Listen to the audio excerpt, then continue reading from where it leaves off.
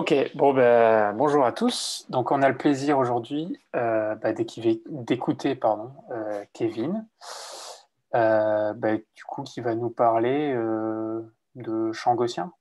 Oui. Ok, merci pour l'invitation.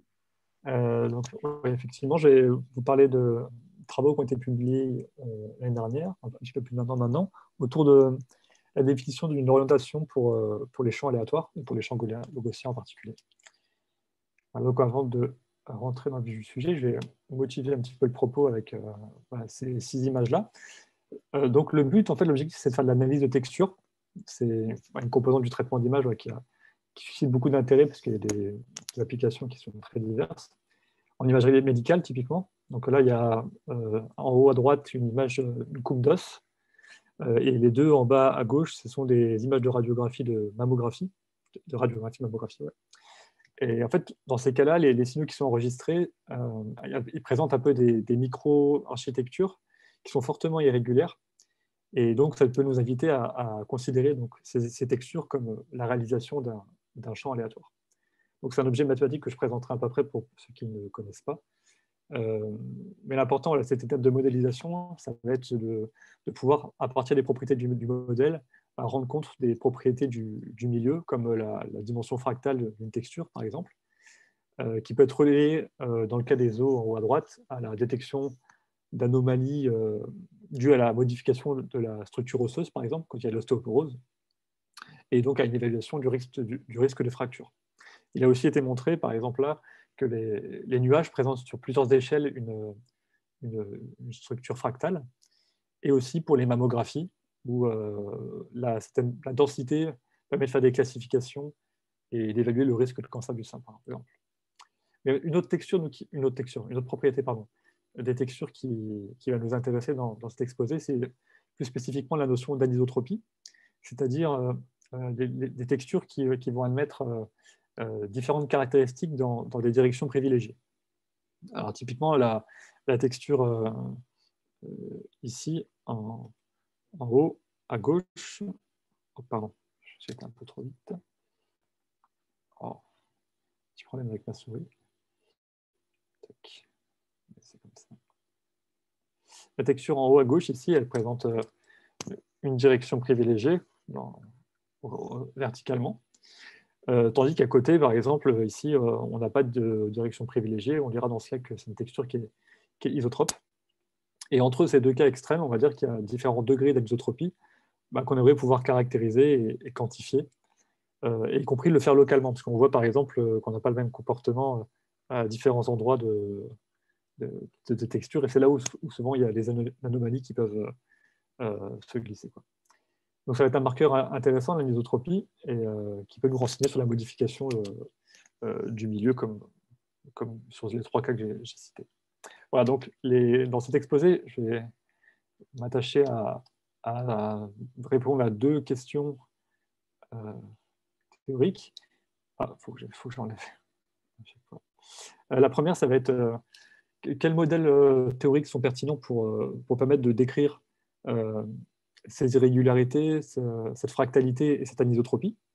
Donc, je présenterai pour ça 2 classes de champs gaussiens à orientation prescrite, c'est-à-dire où on pourra localement contrôler l'orientation. Et ensuite, je définirai à proprement parler la notion d'orientation d'un champ aléatoire à partir déjà d'une classe de champ où on peut le faire de façon globale, et ensuite je généraliserai à une classe de champ dite localisable. Mais avant ça, donc, je vais commencer par une introduction voilà, qui part du moment brownien pour aller vers les champs anisotropes. Désolé pour ceux qui connaissent déjà le brownien, j'imagine que c'est le cas pour la plupart d'entre vous, mais c'est pas bête d'avoir un continuum, quoi. Donc voilà, au départ, le moment brownien il a été détecté par un botaniste qui s'appelle Brown en 1828, et en fait qui a observé au microscope que des grains de pollen à la surface d'un fluide euh, avaient en leur sein un comportement de grains qui était un peu erratique. Et donc à cette époque, les naturalistes pensaient que c'était d'origine vitale, qu'il y avait quelque chose qui bougeait là-dedans. Et en fait, le mérite de Brown, ça a été d'établir une étude un peu systématique du mouvement. Il a multiplié les expériences avec des plantes mortes, inorganiques, Il a essayé de voir aussi si ce n'était pas des courants d'air ou l'effet de la lumière qui chauffait le fluide. Et en fait, il en a conclu que non, c'était pas dû à toutes ces causes externes. Et donc, c'était le fluide lui-même qui devait engendrer ce phénomène. Donc, en fait, il a extrait quelque part la question de la biologie et il a passé le relais aux physiciens.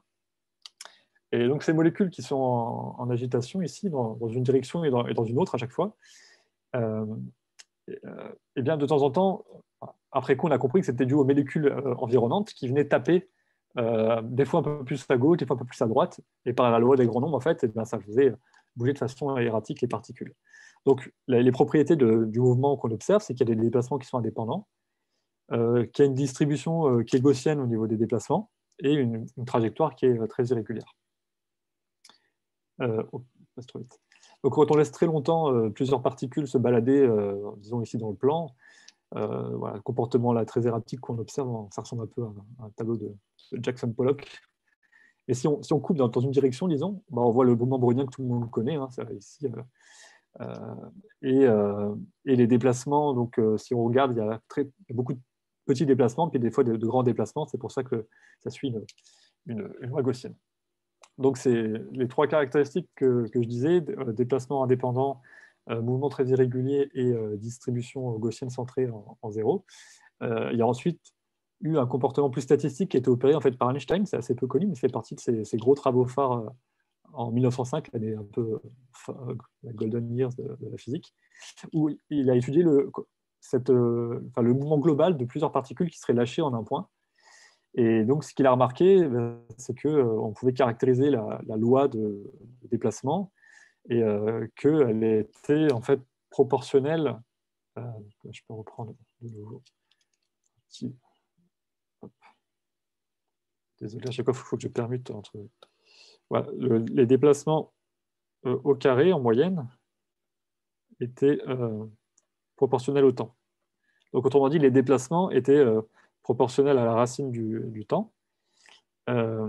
Et si on prend une coupe en un temps T1, T2, eh bien, en fait, on a ici une répartition, une gaussienne, avec une certaine variance. Et donc, on a un effet de diffusion au cours du temps. Donc ça, c'était une caractérisation qui est importante, parce qu'en fait, une des constantes qui est devant le temps là, elle est reliée à la constante d'Avogadro, et ça a permis en fait, de mettre en évidence l'existence de l'atome. C'était vraiment quelque chose d'important. Voilà, donc je reprends la souris. Donc ensuite, les physiciens ont passé le relais aux mathématiciens qui ont essayé de donner voilà, une réalité mathématique à ce drôle de phénomène. Et donc c'est Wiener qui a conceptualisé le mouvement brownien dans un très bel article très élégant où il utilise des hélices browniennes. Et donc il a réussi à écrire un processus stochastique qu'on peut voir soit comme voilà, la réalisation, on tire un oméga puis on a une trajectoire, soit à temps fixé, on a une collection de variables aléatoires, et ces variables aléatoires vérifient ces propriétés énoncées précédemment. Une particularité ensuite, pour étendre le mouvement brownien au mouvement brownien fractionnaire, ça a été d'introduire un paramètre d'autosimilarité. Donc ça signifie en fait qu'on a le même comportement à chaque échelle d'un point de vue statistique, qui se répète en loi. J'ai représenté ça par la vache qui rit, parce qu'on voit que le même motif se répète, mais là, c'est vraiment des vrais patterns les uns dans les autres. Mais si on prend quelque chose de plus naturel, là, on a un comportement plus statistique, ou avec localement le même motif qui va se répéter. Et également donc, pour le brownien, parce que si on zoome sur une partie, on voit bien qu'on a à peu près le même comportement. Donc la modification pour aller vers le brownien fractionnaire, ça a été de modifier, ici la variance, elle va plus être proportionnelle au temps, mais au temps avec une certaine puissance 2 puissance h ici, et h varie entre 0 et 1. Donc du fait de cette modification, les accroissements ne sont plus indépendants, mais sont stationnaires. Et ce paramètre h ici, en fait, il va contrôler la rugosité en fait, de la réalisation. Donc plus on va être proche de 1, et plus ça va être quelque chose de lisse, et plus on est proche de 0, et plus on va avoir des comportements qui sont erratiques. On peut avoir une forme explicite pour la covariance, et on a aussi une forme dite harmonisable, c'est-à-dire sous forme d'intégrale stochastique, où là on voit qu'on a une sorte de transformé de Fourier d'une densité qui est en 1 sur xi puissance h plus 1 demi. Donc ensuite, il y a Camon en 95 qui a étendu ce modèle en 2D. Donc ici, d'un point de vue des formules, il y a juste à modifier quelque part les valeurs absolues par des normes en 2D. Et là, les réalisations, cette fois-ci, on voit que de même, ça ressemble un petit peu à un nuage, quelque chose d'un peu fractal. Plus on est proche de 1 et plus ça va être quelque chose de lisse, plus on est proche de 0 et plus ça va être aussi irrégulier. Et donc les premiers modèles anisotropes à partir de ce type de modèle, ça a été dérivé par Bonamy et Estrade en 2003. Donc il y a 3 façons de faire que j'ai énumérées ici. La première, ça va être de remplacer H, qui est constant dans le cas d'une densité qui était initialement radiale. On remplace H, la constante, par une fonction qui dépend de xi, donc de la fréquence. Ça donne cette classe qui est en violet ici, mais on ne va pas s'en préoccuper de celle-ci. La deuxième façon de faire, c'est de modifier la constante au numérateur et d'en faire une fonction aussi qui dépend de la fréquence. C'est cette classe-là qui va nous intéresser en particulier. Et le cas général, c'est quand on joue sur les 2 tableaux et on combine à la fois ces 2 modifications. Donc ici, un des cas particuliers, ça va être la classe qui est en orange ici, où la fonction c de xi va être en fait un cône fréquentiel. C'est-à-dire que dans le cas du brownien, on avait simplement une constante, donc il y avait toutes les fréquences qui étaient affectées par cette densité là, qu'on divisée par la norme. Et là, nous, ce qu'on va faire avec ce cône, c'est qu'on va en fait tuer toutes les fréquences qui sont en dehors de ce cône bleu, qui a une certaine orientation alpha 0 et qui a une certaine ouverture delta, enfin 2 delta. Et donc, la réalisation de cette texture, moi je passe sur les détails de simulation, mais on voit qu'elle est orientée, cette fois-ci, globalement, dans la direction perpendiculaire à celle du cône.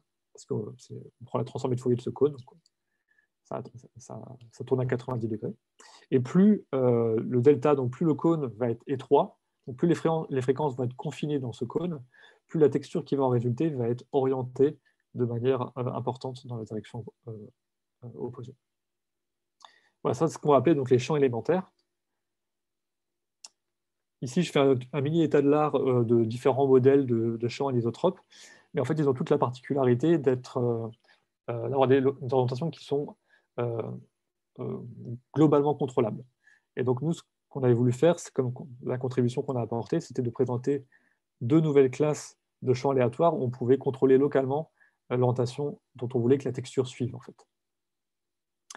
Donc, le premier modèle que je vais présenter, c'est la version localisée des champs élémentaires.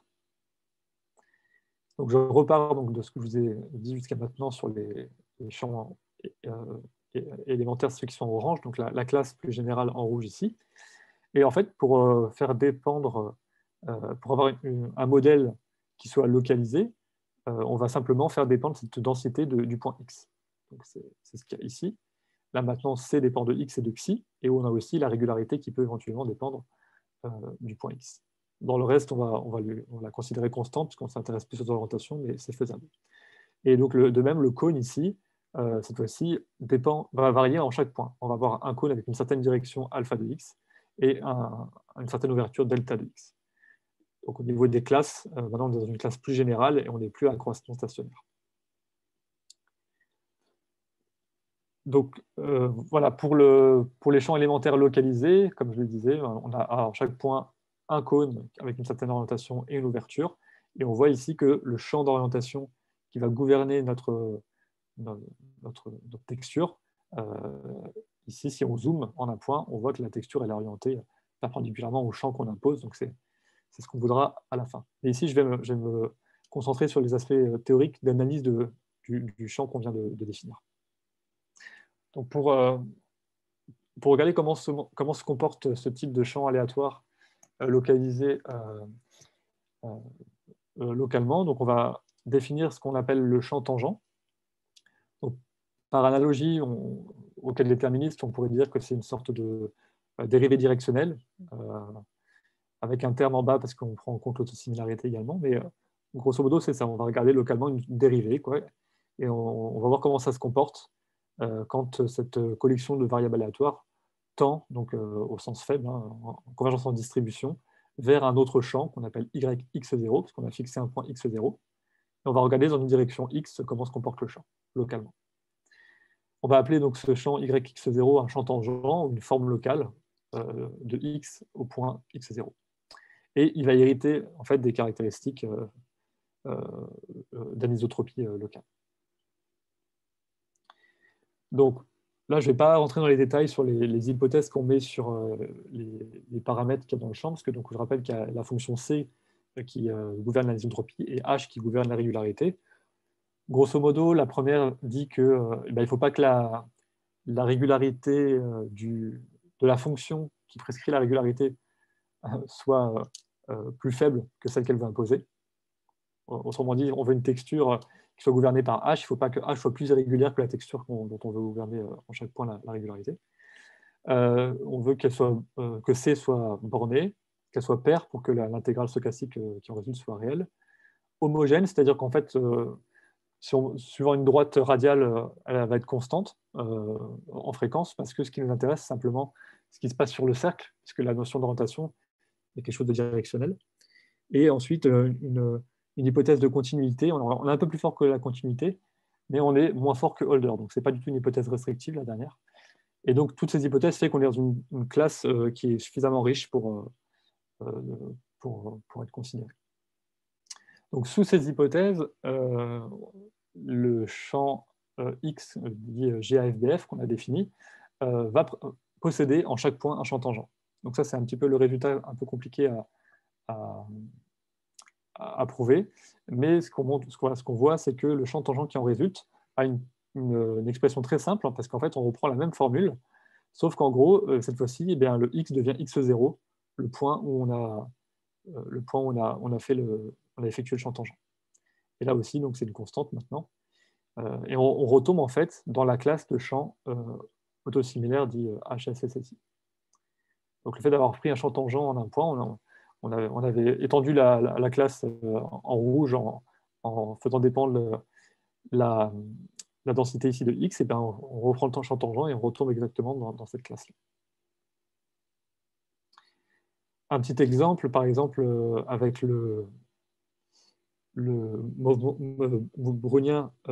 champ brownien multifractionnaire, eh bien, en un point, si on calcule son champ tangent en x0, on va retrouver un champ brownien fractionnaire de paramètres h de x0. Voilà. Donc ça décrit comment il se comporte localement. Il se comporte comme un FBF.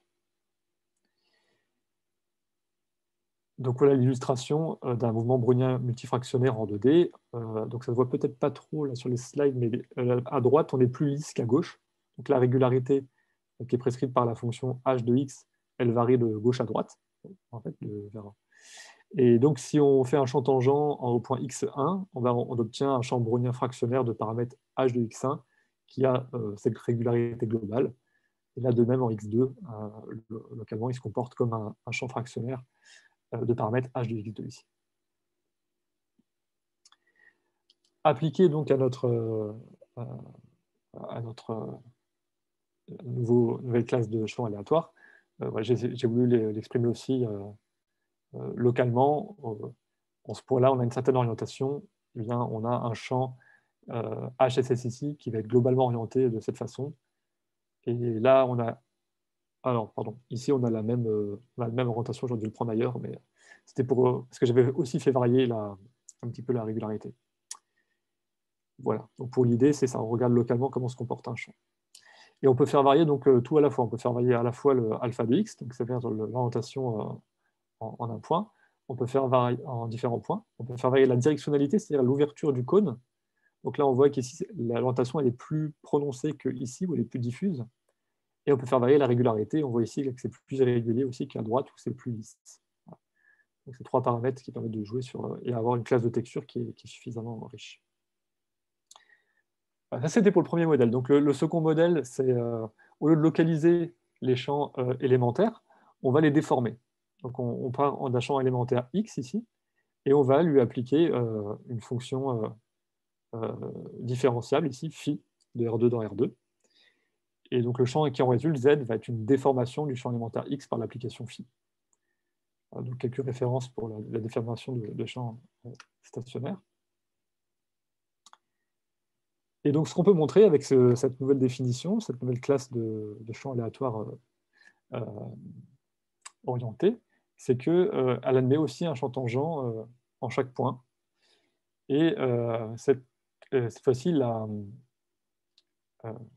forme explicite du champ est celle-ci. Donc on a à peu près on a le champ X qui va être déformé par ici une matrice qui est la matrice jacobienne de phi au point x0. Donc ici, une petite illustration. Donc, on part d'un champ élémentaire qui est orienté globalement en une direction, ici verticale. Alors, comme déformation, là c'est arbitraire, j'ai pris une fonction qui est une rotation locale avec une certaine fonction alpha. Donc ici, là, quand alpha est constant, et bien, on fait simplement une simple rotation des textures dans la réalisation. Mais on peut faire dépendre alpha de la position. Donc là, ça va déformer la texture ici de cette manière-là. Encore par une autre forme. Donc différentes fonctions qui peuvent permettre... Mais ce qu'on voit en fait dans ces différents cas, c'est que ici la directionnalité n'est pas contrôlée. Par directionnalité, je veux dire, ici c'est plus prononcé comme orientation que là-bas, alors que dans le premier modèle, on pouvait jouer sur la largeur du cône en jouant sur le paramètre delta. Là, on n'a pas le choix. Mais aussi, même la direction n'est pas contrôlée. C'est-à-dire que là, j'ai pris une déformation qui est arbitraire, mais on voit qu'elle ne suit pas la fonction alpha que j'ai imposée. Donc, est-ce qu'il existe une transformation phi qui permette vraiment de prescrire en chaque point une orientation qu'on aurait désiré, que la texture suive? Et enfin, donc, après, c'est ce dont on va s'occuper dans la deuxième partie de l'exposé, ça va être quelle définition on va donner pour un champ aléatoire. Donc, je répondrai donc à ces deux dernières questions une fois que j'aurai introduit la définition d'orientation. Ce sera plus commode. Alors, dans le cas déterministe, une façon de déterminer des orientations dans une image, c'est classiquement d'utiliser l'opérateur du gradient, qui peut se définir également au Fourier de façon très simple. On prend la transformée de Fourier de la fonction, et puis on va multiplier par les composantes, la première et la seconde composante, oméga 1 et oméga 2. Et ça, c'est la transformée de Fourier, donc des dérivés partiels. Et donc, la notion d'orientation en un point X, c'est simplement ici le gradient qui est renormalisé. Et l'orientation va être l'art tangente entre les deux dérivés partiels. Une façon plus robuste de faire ça en pratique, ça va être en fait de faire quelque part un moyen-âge des différents gradients sur une fenêtre donnée. Donc ici, la fenêtre, ça va être W ici. Et on va minimiser les directions au vrai gradient en calculant le max de cette intégrale-là, qui peut se mettre sous cette forme-ci, donc avec un vecteur et une matrice de 2. Et cette matrice de 2-là, c'est ce qu'on appelle un tenseur de structure qui contient les dérivés partiels croisés ici avec la fenêtre. Donc il y a une certaine convolution de ces dérivés partiels croisés. Et si on calcule en fait les valeurs propres, et en particulier le vecteur propre qui est associé à la plus grande valeur propre, eh bien on va être capable d'estimer le gradient. C'est une façon un peu plus robuste de faire quand il y a des choses qui bougent un peu plus, où il y a du bruit, etc. Et alors, un autre opérateur qui a été utilisé assez intensément dans la communauté du traitement du signal ces 20 dernières années, c'est l'opérateur de Ritz, qui est plus ou moins une autre version du gradient qu'on va définir en Fourier, parce que c'est plus commode. On repart donc de la définition du gradient en Fourier et on va simplement diviser par la norme d'oméga. Alors, pour justifier intuitivement pourquoi c'est utilisé en traitement du signal, le fait d'avoir divisé par cette norme-là, d'une certaine manière, ça va atténuer les hautes fréquences. Donc, quand il y aura du bruit, ça va un peu lisser le signal, quoi. Une certaine convolution avec un noyau qui va signer et qui va lisser le signal. Et donc, de la même manière, on peut définir ensuite une notion d'orientation en prenant l'opérateur de Ritz renormalisé et puis l'arc tangente des deux composantes. Alors voilà une une illustration. Si je pars d'un signal F ici, donc un signal très smooth, hein, tout ce qui est le plus simple ici pour illustrer. Donc là, les premières et deuxièmes composantes de la transformée de Ritz, on voit que c'est grosso modo ce qu'on obtient avec aussi des gradients, c'est-à-dire que ça met en relief des contours qui étaient plus ou moins verticaux et horizontaux, hein, parce que on travaille sur la première composante ou la deuxième composante. Et quand on met les deux ensemble, quand on calcule le module, eh bien, on va voir les contours qui vont être apparents. C'est là où l'information pertinente va devoir être extraite. Et puis, il y a cette notion d'angle. Alors là, le code couleur, c'est des angles autour de moins pi. En chaque point, on voit que l'angle peut aussi être déterminé par cette transformée. Donc ça, c'est une image qui est gentille, donc ça marche plutôt bien. On peut faire de la même façon quand les images sont plus complexes. On peut regarder un tenseur de structure en regardant une minimisation, non plus au gradient, mais cette fois-ci au vecteur de Ritz. Et on a de nouveau une matrice de 2 qui fait intervenir les deux composantes de Ritz avec une convolution par une certaine fenêtre W, qui vient là aussi localiser la chose. Donc, plus formellement, le tenseur de structure, qui était cette matrice ici, peut se réécrire juste avec les composantes, et on sort la fenêtre par une convolution. Et donc, ce qui reste, hein, ici, c'est simplement penser par exemple au gradient. On aurait ici la première composante au carré, les composantes croisées, et la deuxième au carré. Et donc, ce qu'on peut montrer ici, très simplement, c'est que si vous appliquez à cette matrice ce vecteur-là, eh bien, on retrouve ce vecteur-là à une constante près. Donc, en fait, c'est un des vecteurs propres de la matrice. Et donc, ça illustrait ce que je disais tout à l'heure. Si vous prenez le vecteur propre associé à la plus grande valeur propre, on a bien l'orientation qui ressort de ce tenseur de structure. Donc, l'orientation locale, elle est définie comme étant, comme je vous le disais, le vecteur de Ritz renormalisé au point X. Et on peut également, grâce aux valeurs propres, définir ce qu'on appelle un indice de cohérence qui va en fait nous renseigner sur le degré de directionnalité. C'est-à-dire que ce tenseur de structure-là, pour une image qui est complètement orientée, eh bien, on va avoir un indice de cohérence qui va être proche de 1, tandis que quand on a quelque chose qui est isotrope, qui n'a pas de direction privilégiée, on va être plutôt proche de 0. Et donc, pour essayer de transposer ça du cas déterministe au cas aléatoire, je vais définir un tenseur de structure pour les champs aléatoires, ou par analogie, je vais, dans les entrées de la matrice, mettre ces quantités, où on a donc ici x qui va être analysé par... il manque un ici, pardon, ici. Par une certaine transformée de Ritz d'une fenêtre psi, une fenêtre qui est isotrope, avec certains moments nuls.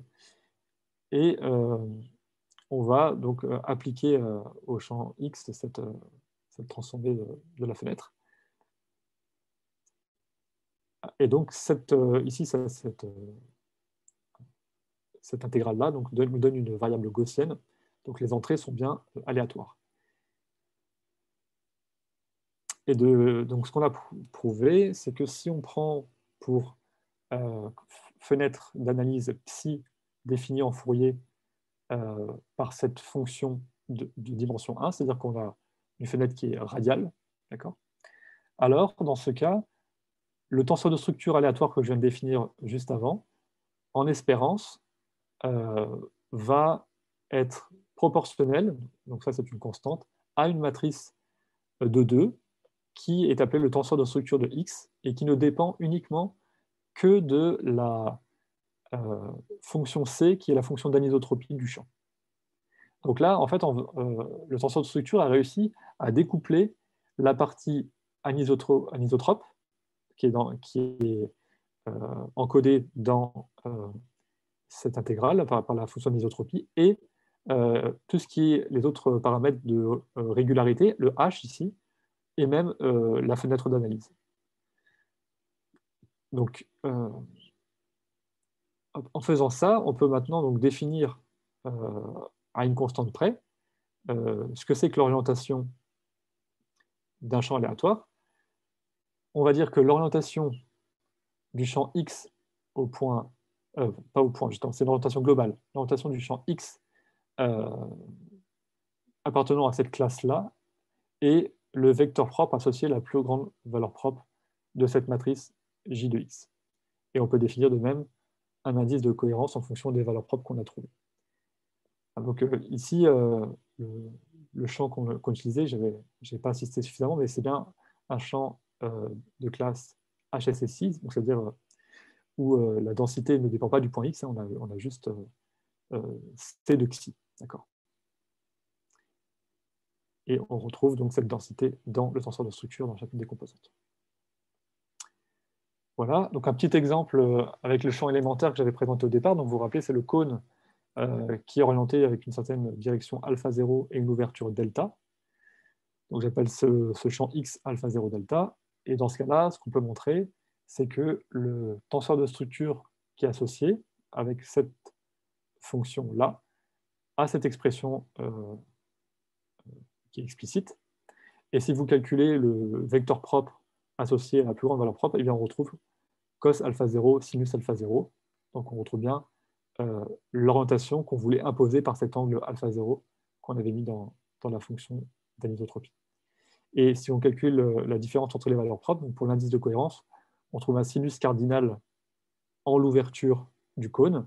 Et ça, c'est aussi quelque chose qui est assez cohérent, puisque eh bien, quand le delta tend vers 0, quand le cône devient de plus en plus étroit, eh bien, on a bien l'indice de cohérence qui tend vers 1. Donc ça veut dire que c'est vraiment orienté, comme je l'avais montré donc, dans l'illustration au début. Alors voilà, c'est ce que j'ai expliqué. Plus c'est concentré, plus ça va vite. Alors un autre exemple, c'est si on prend deux tels champs élémentaires, donc une somme de deux champs élémentaires qui sont indépendants, eh bien cette fois-ci, on montre qu'en calculant le tenseur de structure et les vecteurs propres associés, on retrouve un vecteur propre dont l'orientation est en fait à la moyenne des deux. Donc c'est aussi assez cohérent. Et un indice de cohérence qui dépend à la fois de ce cosinus et puis toujours de l'ouverture des deux cônes que j'ai pris identiques. Il n'y a que l'orientation qui varie ici d'un champ élémentaire à l'autre. Et enfin, donc, si on déforme un champ élémentaire par une certaine matrice de 2 qui est inversible, alors j'ai montré que l'orientation est en fait l'orientation du champ de base X auquel on applique la transposée de la matrice L. Donc ça suit en fait un peu la déformation qu'on opère. Alors maintenant, le cas plus général, justement, ce qui nous intéressait, c'est dans le cas des deux classes qu'on a présentées avant qui permettent d'avoir localement une orientation. Donc, je rappelle que pour n'importe quel champ aléatoire dans lequel il existe un champ tangent ici, les propriétés d'anisotropie se retrouvent dans le champ tangent. Donc, en fait, on va définir naturellement l'orientation locale d'un champ localisable, c'est-à-dire qui comporte un champ tangent à chaque point, comme étant l'orientation de son champ tangent au point considéré. Donc, pour dire autrement, l'orientation du champ X de la première classe, par exemple, que j'avais présenté, au point X0, c'est l'orientation qu'on vient de définir avec le tenseur de structure du champ tangent YX0, qui est bien de type HSSI. Voilà. Donc, pour la première classe, voyons ce que ça donne. On avait dit que le champ tangent de la première classe est un champ élémentaire. Donc, le champ élémentaire, on a vu, c'est le cône, dans un des exemples que j'ai donné, qu'il a bien la bonne orientation cos alpha 0, sinus alpha 0. Donc, en un point x0, le champ tangent étant ce champ élémentaire yx0, eh bien, on associe l'orientation au point x0 du champ général comme étant eh bien, ce vecteur cos alpha x0, sinus alpha x0. Et pour l'indice de cohérence, on peut le définir aussi localement comme étant sinus de delta x0, sinus cardinal de delta x0. Donc voilà, pour l'exemple de départ que j'avais dit, donc, on a bien un champ de vecteurs ici qui est orienté avec un certain angle alpha x0 en chaque point, et une certaine ouverture du cône qui donne la directionnalité delta x0 en bleu. Et donc localement, quand on zoome, on se retrouve en fait avec un champ élémentaire qui est globalement orienté dans la direction cos alpha x0, sinus alpha x0. Donc, les définitions théoriques qu'on a données avant collent bien avec les objectifs qu'on s'est fixés.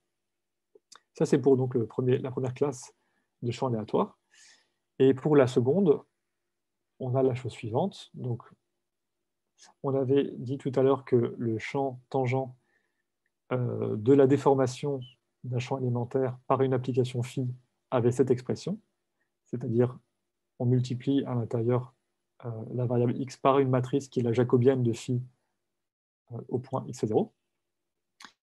Et bien donc, comme on a vu que un champ élémentaire déformé par une matrice L avait une orientation qui était L transpose fois le vecteur d'origine, et bien là, avec le champ tangent dont on a la formule explicite qui est la jacobienne, mais on prend L égale la jacobienne, et on a donc comme orientation cette expression-là au point x0.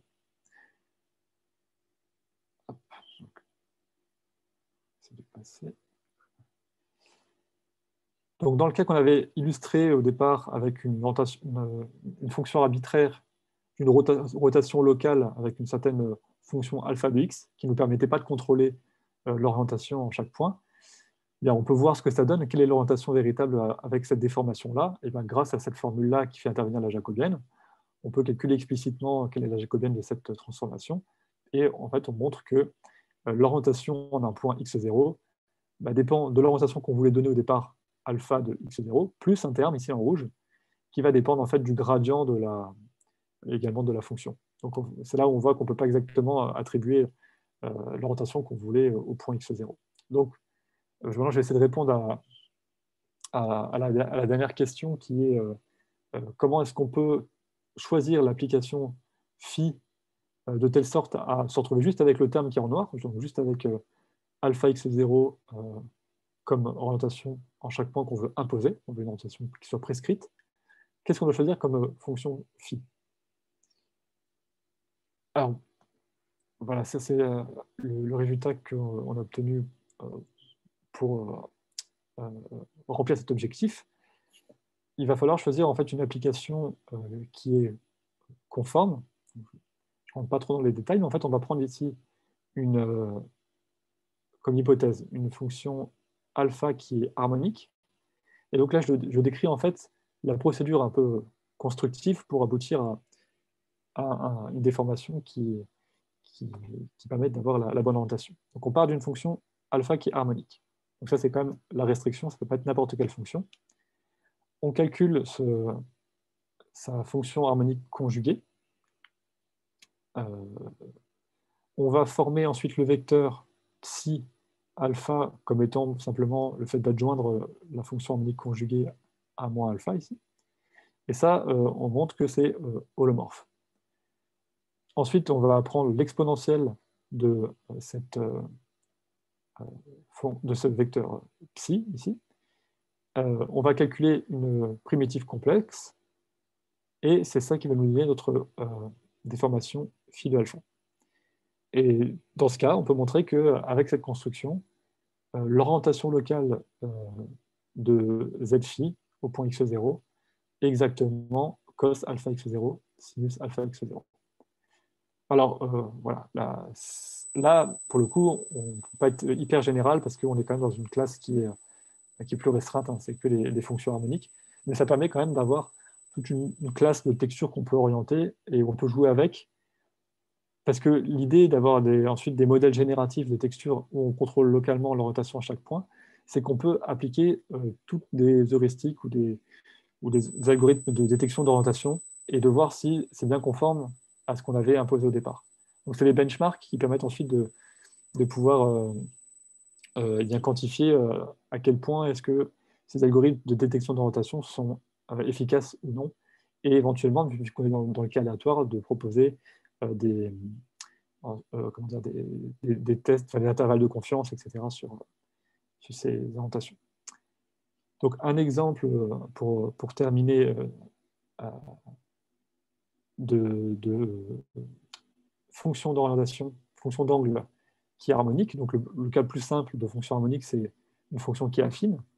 Donc là, je prends alpha x1, x2 qui est égal à ax1 plus bx2 plus c. Donc, ça nous donne un certain champ de vecteurs, qui est les champs de vecteurs qui est en blanc. Et donc, nous, ce qu'on veut, c'est une texture eh bien, qui suive en chaque point le champ de vecteurs qu'on a imposé. Alors, si cette texture elle est générée par la deuxième classe que je vous ai présentée à l'instant, qui est la déformation d'un champ élémentaire, qu'est-ce qu'on doit choisir donc, comme fonction phi à partir de alpha ici, pour que, effectivement, la texture suive bien le champ de vecteurs en blanc? Eh bien, en appliquant la procédure en 3 étapes qui est ici, qui est ici, donc on part de la fonction harmonique, on calcule sa fonction harmonique conjuguée et on prend la primitive complexe. En faisant ça, on peut montrer, donc, parce qu'on est dans un cas très simple, que l'expression analytique de phi a cette tête-là. Et donc, en déformant la texture du champ élémentaire ici par cette fonction phi, on voit bien qu'on a derrière une texture qui suit le champ d'orientation qu'on avait prescrit. Et dans ce cas-là, on peut calculer également la jacobienne de phi de manière explicite. Et on sait d'ailleurs par les résultats précédents que, quel que soit le choix de alpha, de toute façon, elle suivra bien ici cos alpha, sinus alpha. Donc, voilà. Pour conclure, donc, comme ça je laisserai un petit peu de temps s'il y a des questions. Dans une première partie, j'ai présenté 2 modèles de champs aléatoires anisotropes qui permettent de contrôler localement l'orientation en chaque point. Dans une deuxième partie, j'ai défini une notion d'orientation globale dans le cas de la classe de champs autosimilaires uniquement. Et ensuite, j'ai étendu cette définition au cas local en considérant les champs tangents des champs plus généraux. C'est-à-dire que l'orientation en un point va être en fait l'orientation du champ tangent qu'on calcule. Et donc, j'ai montré sur différents exemples la consistance de notre approche sur les 2 modèles qu'on avait introduits précédemment. Voilà. Et donc, pour les perspectives de ce qui reste à faire, ça serait de définir en fait une notion de transformé de Ritz pour les champs aléatoires eux-mêmes. Parce qu'en fait, quelque part, mon approche, c'était un peu l'échec de définir directement la transformée d'un champ. Donc j'ai dû en passer par plutôt le calcul d'un tenseur de structure en appliquant Ritz d'une fenêtre sur le champ. Voilà. Je pourrais expliquer éventuellement pourquoi. Et puis, l'estimation, donc ensuite, des paramètres à la fois de régularité H, donc je n'ai pas trop parlé ici, je me suis concentré sur l'isotropie, et donc des angles également, parce que j'ai parlé d'un point de vue analyse, mais ensuite, comment sur les textures, sur certaines réalisations, comment est-ce qu'on récupère ces paramètres d'anisotropie, et éventuellement donc, pouvoir faire des tests d'hypothèse pour pouvoir eh bien, discerner si on a directionnalité ou pas des textures. Ça peut être important dans les cas des différentes textures. Par exemple, en imagerie médicale que je proposais en introduction, parce que le caractère plus ou moins orienté de tel tissu, par exemple de mammographie, peut être un marqueur qu'il y ait un cancer ou pas, par exemple, une tumeur à cet endroit-là. Voilà, donc je vais m'arrêter là. Je vous remercie pour votre attention. Et puis si vous avez des questions, n'hésitez pas. Ok, super. Merci beaucoup, Kevin. Ouais, je ne sais pas si vous avez des questions. Si vous voulez lever la main, prendre la parole. Oui, moi j'ai une question. Oui. Oui, merci Kevin. C'était super illustré là. l'exposé. En fait, j'ai plusieurs petites questions. La première, je pense qu'elle doit couvrir un peu tout l'exposé. C'est finalement comment tu simules tous ces champs.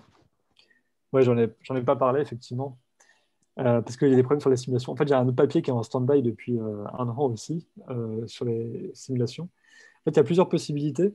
Euh, et dans certains cas, on est capable de... euh, enfin, j'ai pas toutes les... J'ai pas les formules sur les slides, mais en fait, on est capable d'estimer la covariance entre deux points. Euh, Par exemple, dans le cas de la première classe, si on se limite au champ élémentaire localisé, là, on est capable de calculer la covariance d'un point à l'autre. Et donc, par exemple, par du Cholesky, on fait des compressions à Cholesky, on multiplie par un vecteur aléatoire, et on peut simuler ça. Le problème, c'est que, bah, comme tu le sais, les compressions de Cholesky, elles sont très coûteuses, ce qui fait qu'on peut se limiter uniquement à des textures qui sont petites. Je n'ai pas pu pousser plus loin que 256 par 256, c'est déjà beaucoup. Même 64 par 64, c'est long à tourner. Euh, et j'avais essayé d'autres choses. J'avais essayé par le champ tangent d'essayer de simuler, de faire déjà une simulation un peu comme on fait pour le moment brownien multifractionnaire. C'est-à-dire qu'on va simuler, ça tu le connais bien, on va attribuer au point la valeur d'un champ brownien fractionnaire de même paramètre que ce qu'il y a au point considéré. Et on fait ça en chaque point, etc. Donc ça, c'est un peu coûteux, mais ça, on peut le faire. Euh, mais il y a des problèmes d'artefacts. Là, ça se voit un petit peu. Le problème, c'est que ces angles, enfin ces cônes en chaque point, euh, quand les cônes sont étroits et que tu fais tourner des cônes qui sont trop loin les uns des autres, en fait, les deux trucs sont indépendants. Et ça l'indépendance fait que, par exemple, dans la matrice de Cholesky, tu vas avoir ça va être sparse. Et quand tu vas cibler ce truc-là, ça va créer des sauts, en fait, euh, du fait qu'on n'est pas dans le monde continu, quoi. Donc c'était une problématique qui était difficile. Et après, j'avais essayé aussi de faire de l'interpolation pour prendre en compte la régularité par du crigeage.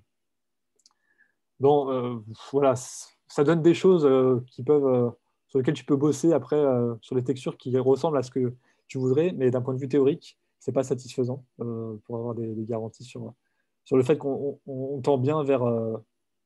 Tu vois, sur les champs élémentaires, tu as des résultats qui on peut montrer que bah, en distribution, le- la version discrétisée tend bien vers le modèle continu. Là, pour le coup, on est quand même dans les choux, donc c'était pas satisfaisant, quoi. Voilà. Là, voilà, typiquement en général, tu discrétises l'intégrale stochastique. En fait, tu prends des coupes et puis en un point, tu vas projeter sur ces différentes coupes radiales qui sont en fait des browniens fractionnaires 1D. Et donc, ça peut être très efficace pour simuler dans le cas global où ça ne dépend pas du point X, mais dès qu'on fait dépendre de la variable X et qu'on veut tenir compte justement euh, de, euh, de la continuité pour éviter ces sauts, c'est très compliqué, quoi. D'accord. Et sur le modèle que tu regardais où la déformation, l'anisotropie, c'est une déformation. Ouais. Là, Ouais, bah, dans ce là, cas-là, c'est plus simple à simuler. exactement. Bah, en fait, c'était ce qui a motivé l'introduction de ce modèle, c'est que pour s'éviter ces problèmes de saut et compagnie, on s'est dit on va essayer de déformer un champ élémentaire. Et là, pour le coup, euh, les, les résultats qu'on obtient, donc ça, c'est le premier modèle ici. Donc on voit les problèmes des artefacts. Alors que dans l'autre cas, ben voilà, par exemple celle-là, en dessous, il n'y a pas ce problème-là, quoi. On a bien quelque chose qui est continu, puisqu'on ne fait que déformer des textures de base. Donc ça marche mieux, quoi. OK. Mais par Et contre, il n'y a pas ce contrôle aussi. Voilà, là, on a réussi à faire du contrôle uniquement dans une classe qui est très très restreinte, quand même. Et même la directionnalité, elle n'est pas contrôlée, contrairement à l'autre où tu peux jouer sur l'étroitesse des cônes, quoi. Et d'un point de vue stat, en fait, à régularité fixée, donc si on fixait la régularité ou la fonction de régularité, là, si je la connaissais, Ouais, donc il resterait simplement à estimer l'anisotropie locale, ouais, la fonction d'orientation locale. c'est ça. Et ça, il y a déjà des techniques qui ont qui sont disponibles ou ce que tu dis, c'est que simplement avec une transformation de ondelet adaptée, on peut récupérer.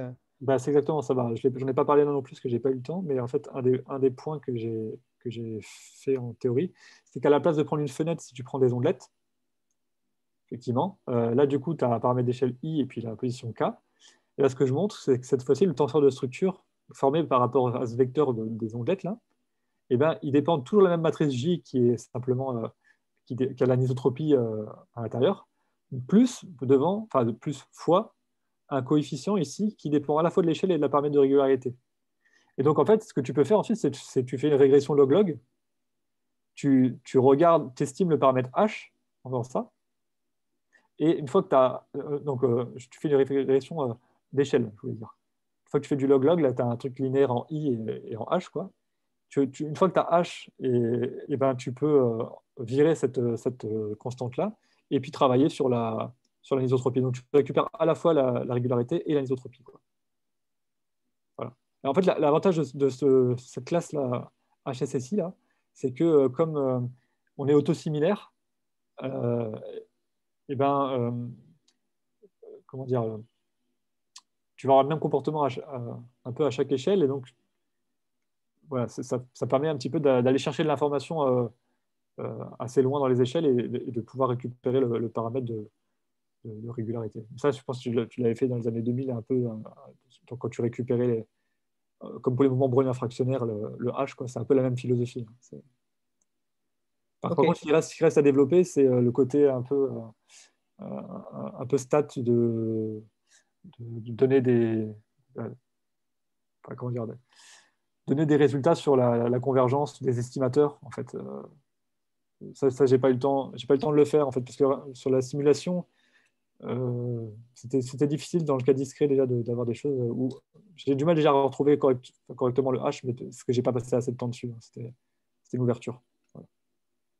ok, merci. En tout cas, bravo pour avoir caché tous ces détails.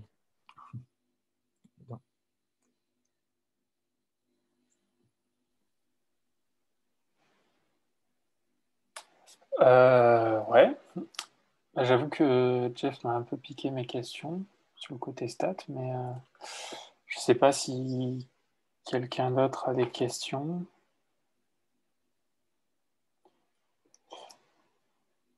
Ou peut-être juste sur le côté simulation, enfin, je suis pas sûr d'avoir bien compris, mais tu peux pas utiliser le côté transformé de Fourier aussi, parce que tu le définis comme par sa transformée de Fourier, si j'ai bien compris, ton champ. Oui, là, pas une densité, effectivement, qu'on peut voir comme une densité. Mais tu peux pas espérer le simuler par ça, ou c'est... Euh, alors, donc, si tu veux, l'intégrale, je l'ai plus là. Ah oui, aussi, prenons ça. Ce que je dis transformé de Fourier, hein, c'est imagé, c'est-à-dire que, parce que là, il y a quand même une mesure brownienne, quoi, une mesure gaussienne. C'est que Ouais. là, on a une densité ici, qui est définie en Fourier, effectivement. Et pour simuler quand ça ne dépend pas de x ici, ce qu'on fait, c'est qu'on fait des coupes radiales. Donc, c'est ce qu'il y a là. Ah oui, et c'est là où tu me disais qu'en coupe radiale, du coup, ton intégrale, c'est contre un brownien 1D. Voilà, ça c'est du brownien 1D Et ici. d'accord. Donc, c'est les différentes coupes que tu as. Ça marche bien pour le coup. Ça, c'est pas moi qui ai fait ce truc-là, c'est Frédéric Richard qui a développé les turning band, donc les bandes tournantes en fait, pour simuler les champs élémentaires. Mais dès que je veux passer quelque chose qui dépend de la variable du point X, comme là, les orientations, elles changent d'un point à l'autre, pour assurer la continuité d'un cône à l'autre, quand ça tourne, c'est ça qui est compliqué en fait. Et je ne sais pas trop comment m'y prendre pour... voilà, le côté bourrin, j'ai le truc théorique, j'applique Cholesky, mais même avec ça, on voit qu'il y a des artefacts parce que c'est une matrice qui est très sparse. Du fait qu'il y a ces indépendances quand on est trop loin, quoi. On perd, on perd un peu le côté... En fait, tu y arrives quand alpha et delta bougent pas trop. Exactement, c'est ça. Ah, ok. Sinon, je ne sais pas comment faire pour petit à petit assurer une transition entre les... les différentes textures locales, quoi. Ok. Je sais pas trop. Ok.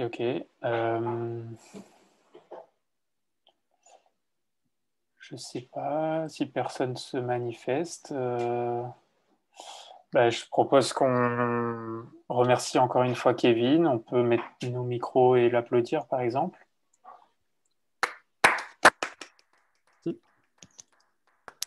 Bravo, Kevin. Très bien. Bravo. Ouais, merci. Merci. Du coup, vous posiez les questions au début pour savoir qui c'était la semaine prochaine. Je sais plus. Mais voilà, pour info, c'est Sébastien Davega qui nous parlera d'analyse de sensibilité, je crois, de mémoire. Ok. Merci, Julien. Non, j'ai rien fait. À bientôt. Ouais, à plus. Ok, bye tout le monde. Merci. Ciao. Ciao tout le monde.